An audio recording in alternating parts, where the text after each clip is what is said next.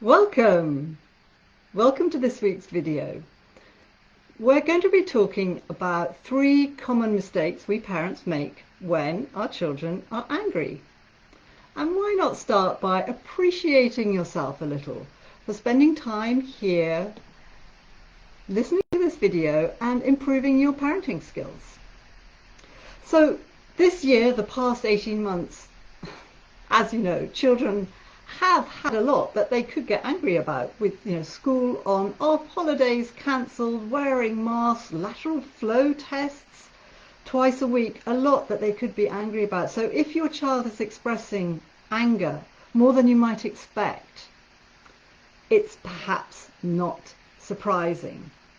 So I'm Una Alexander, and I help committed parents like you, parents who watch the videos and read the blogs, who are sometimes on your knees with your child's behaviour, whether it be anger outbursts or anxiety episodes.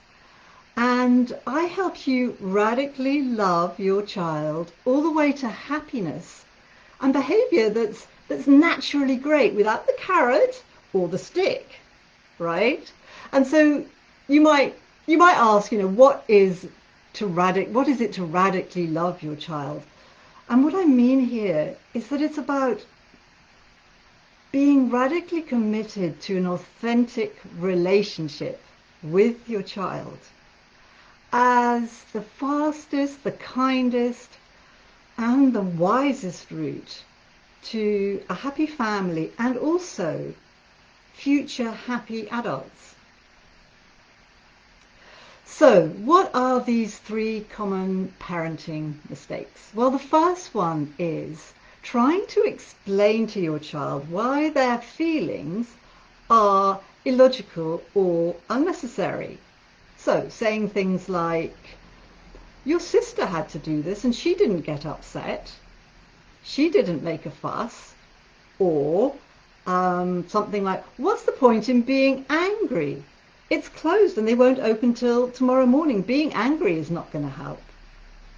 So why isn't this helpful? Why is it what I call a mistake?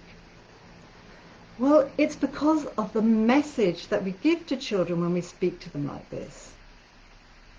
And the message here is, your feelings are wrong. And so what that does is leave your child alone with their feelings, which compounds whatever they're going through, whatever negative feeling they're going through, disappointment, anger, as we've said. It compounds it. And also your child can so easily extrapolate from that not only are their feelings wrong, but they are wrong. And that's really the last thing we want to communicate to our children. So secondly, trying to make your child happy again. Trying to keep them happy and make it all better. Now, the funny thing about this one is that it can feel like we're being a really dutiful, a really proactive parent who's doing the right thing, caring about our child's feelings. But when we start trying to talk our children out of their feelings by giving reasons why it's all okay, they can go there tomorrow, or all sorts of reasons, or why they'll have their turn another time, or things like that, trying to make it up to them in another way. What do we communicate? What we communicate is that I am the one who needs to fix your feelings, therefore you shouldn't be feeling that. Those feelings are wrong. It's surprisingly similar to mistake number 1 when we unpick it a little bit. Okay? So that's mistake number 2. Mistake number 3 is, let me just remember now. Trying to stop your child expressing their anger by issuing threats, shouting at them, knee-jerk punishment, saying things like, if you don't stop right now, you're not going to have any screens for a week.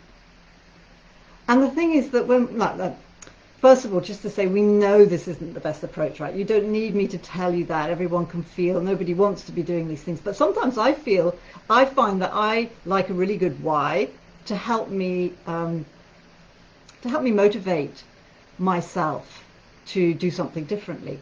So the reason why this isn't good is that it teaches children to repress their anger, their feelings.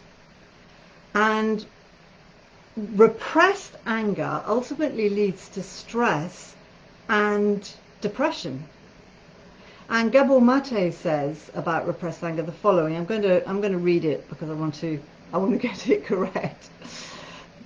He says the last thing we want to do is repress anger, because the repression of anger leads to the chronic secretion of stress hormones such as cortisol that suppress the immune system. So, of course, none of us want stressed children or children with suppressed immune systems.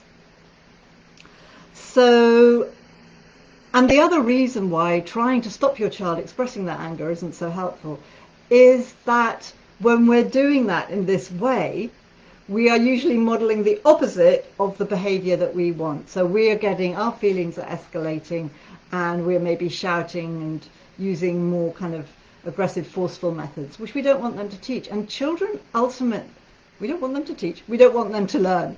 And children learn from who we are, how we are, and what we do, much more than through what we say. So what we embody in our behavior is the most powerful way to educate our children.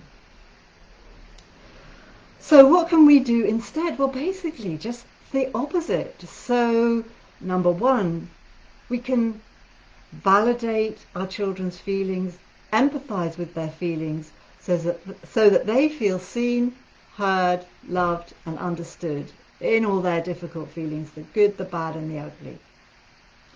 Number two, we can just allow them to be a bit grumpy, sad, angry, whatever it is, as long as they're not actually doing damage to property or people.